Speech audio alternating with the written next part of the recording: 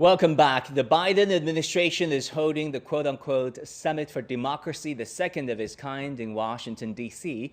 It is projected as Washington's laudable effort to boost democracy around the world. But does the West have a monopoly on the definition of democracy and whether or not it works? And how does the rest of the world look at Western-style democracy? For more discussions, I'm joined in Beijing by Rick Dunham, co-director of the Global Business Journalism Program at Tsinghua University. And in Tokyo, Japan, we have Emanuel Pastreich, president of the Asia Institute. Let me start with you, Rick. We saw last year's democracy, the Summit for Democracy, held by Joe Biden. Many experts argue that it was anything but a democracy around the world because of its notable absence by players in the region, for example, Cuba, Venezuela, Honduras, Nicaragua, Mexico, you name it. What do you think this second year Summit for Democracy will be like? Well, it all depends on how you define democracy. And I would say that not having Cuba there is not a problem. Cuba is clearly not a democracy by any definition. Venezuela did elect its government, even though it has become a dictatorship of sorts. But I think that misses the question. I think democracy in the sort of post-Second World War concept of Western liberal democracy is being challenged all over the world. And you have the biggest democracies in the world are India and Indonesia. I mean, the global South, as it's called, has more people living in democracies than in Europe and in the United States. And so I think that there's nothing wrong with the concept, pushing the concept that people should choose their own leaders. But I think that what is the proper form of democracy is a subject for discussion, not for dictating. Yeah, a New York Times article on the summit was headlined as such, Biden's defense of global democracy is tested by political turmoil. Rick, what do you think that political turmoil specifically referred to at this point? Well, there is turmoil in a number of ways. In a country like the United States, there is the loser of the last presidential election, Donald Trump, clear loser, but he is insisting that the election was stolen from him. He's not accepting the vote of the people. And there are other moves in the United States, such as trying to make it harder to vote, that challenge democracy.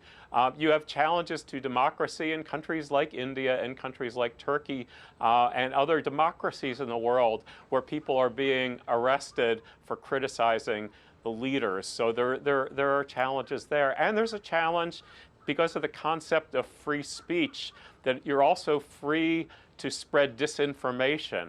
And it's very messy in a democracy where, say, Russian military intelligence can spread lies, and it's perfectly legal to do it. And so I think that democracy has a lot of stresses internally and externally. Emanuel, in Tokyo, let me turn to you. If you look at the major gauges of democracy that is delivering effective governance, delivering public goods, that is improving livelihood and lives around the world, the West arguably failed on many accounts. If you look at COVID and their response in terms of public health provision and also the capacity to deal with climate change, providing food for its people, infrastructure, many more areas, as you can name it. Why do you think that is the case? Right. Well, when we talk about democracy, or Western democracy, from the very beginning it was a somewhat twisted concept. In the United States, for example, was a very democratic society in the 19th century, unless, of course, you were African American or Native American, in which you were a slave or marginalized and had no democratic representation at all. This continues to be the case. There's large parts of the population which are excluded from any democratic process. But if we want to talk about these flaws in terms of health, you mentioned the United States is most expensive health service, one of the most expensive in the world, the breakdown of infrastructure. The underlying problem is that democracy in the sense of some political process has not been accompanied by a democratic economy.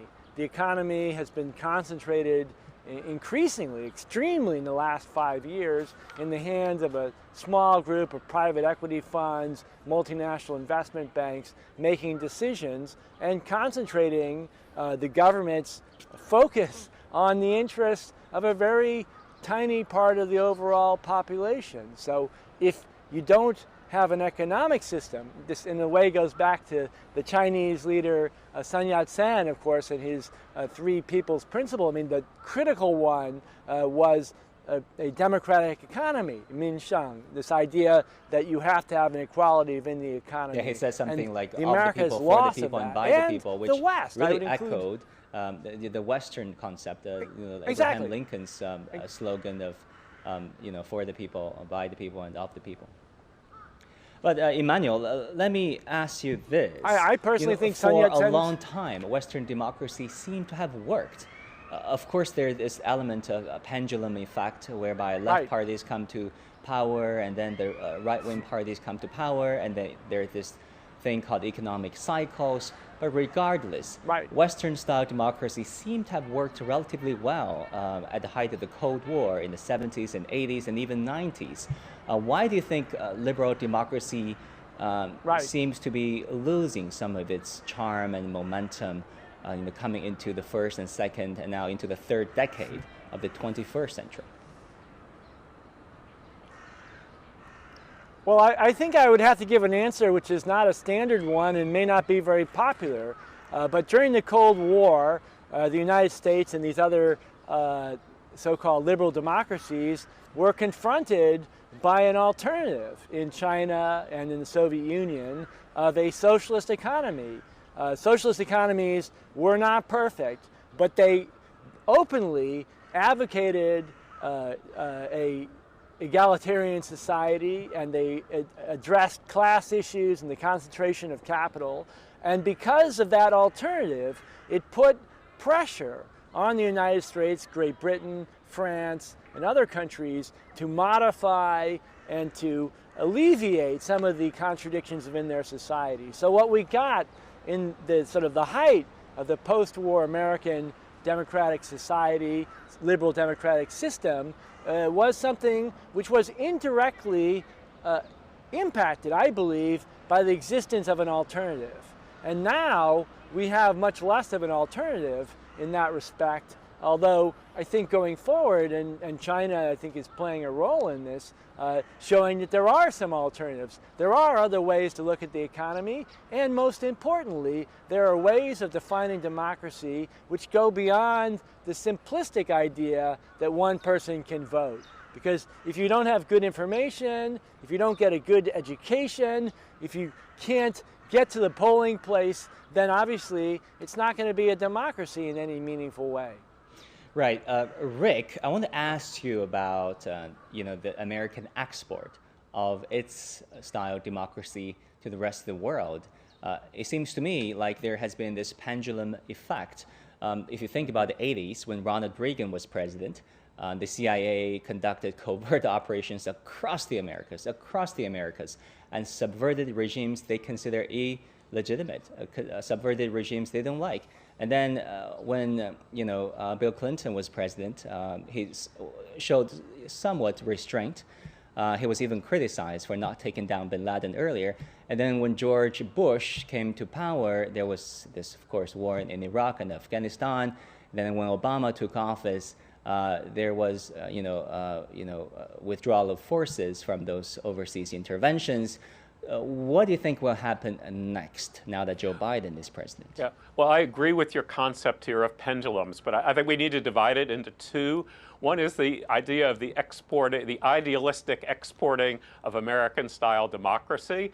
And that goes back 100 years to President Wilson after the First World War, and the whole idea of making the world safe for democracy, which was really an American concept that even the French and the British after the First World War thought was idealistic, as they wanted to carve up the Middle East and India. And it continued with George Bush. George Bush, after September 11th, after taking down the governments of Afghanistan and Iraq, which was easy militarily, but you could see the disaster, the vacuum after that. The idea of exporting American-style democracy there did not work. The Arab Spring that overthrew the government of Egypt, and look what happened. You had a populist Islamic government that was overthrown by a military regime. So anyway, that just doesn't work. You cannot apply the standards of American-style democracy everywhere in the world. But then there's also the issue of interference. And you're right, there are cycles going back with U.S. interference. And you could go back to the late 1940s in Europe and in Iran in the 1950s, as well as what you were saying in the 60s, 70s, and 80s in Central America and Africa. There has been less of that. And now Russia is playing a lot of the same role that the United States used to play in interfering in local political situations around the world. But I think Joe Biden is not one who is would go to this kind of covert subversion of democracy. He's not an idealist like George Bush and like Woodrow Wilson. I think he's much more realistic, sort of in the Nixonian way, realpolitik in the world. But the challenges are new, and the question is whether an old man like Joe Biden is up to those new challenges of the world. Yeah, Emanuel, if you look at America's China policy, there is an ideological flavor to it, right? One of the most cited reasons or rationale for U.S. containment policy vis-a-vis China was that China is not or has not turned into a Western-style democracy, and ideological differences and political differences in political systems were often cited. And recently, the House passed a bill unanimously to pursue stripping China of its developing country status. What do you make of all this? Right. Well, China has become the political hot button in the United States. In fact, almost every seminar at a think tank, Washington, D.C., refers to China at some level or another. And this is to some degree related to the degree to which the American and Chinese economies have been so integrated that everything in China becomes an America issue. But I think the psychology behind this strategy is basically projection, that there are these sort of unspeakable contradictions and problems and cruelty in American society that are so painful to watch that it's easier to just project it onto China. I see this particularly on the question of surveillance and the growth of a police state, that American developments in the use of surveillance technology to track people and to consolidate information and to use it against individuals is something that can't be addressed in American press very well. So instead, they say, well, it's China. All these terrible things are done by China. And that it makes a global problem seem as if it all originates in China. And this reminds me very much of what has been done in the past, efforts to sort of blame, of course, the Chinese in the 19th century, the Jews in the early 20th century, and then, of course, in the Cold War, to blame the Soviet Union for everything. It's a very standard, neat, but wrong approach. Yeah, Emanuel, let me ask you this. Last weekend, the China Development Forum was held here in Beijing. Very different sentiment coming out of that meeting. Business leaders from the U.S. and around the world interacted with their Chinese counterparts. They met with senior Chinese policymakers and highlighted the importance and necessity of cooperation. Many consensus reached. How do you contrast that with the political atmosphere in Washington? Right. Well, I think first, Washington, D.C. doesn't really represent the United States all that well. It's a very specific economy unto itself. And the main reason for that gap, which you identify there, has to do with the explosion of the military industrial complex. That so much of the budget in Washington has to do with weapons systems, and the only way to justify these weapon systems is to postulate China as an adversary. Otherwise, you can't get those budgets. So this has distorted the entire political and sort of international diplomatic lens. everything has to justify some weapon system. I find it very tragic because as an American, I think there are great strengths in the American political, intellectual tradition. And yes, even in democracy from the 19th century, America offered a contribution to the world, but it doesn't belong to the United States. And distorting it in order to justify budgets, military budgets with China as the enemy is truly a tragic and lamentable conclusion.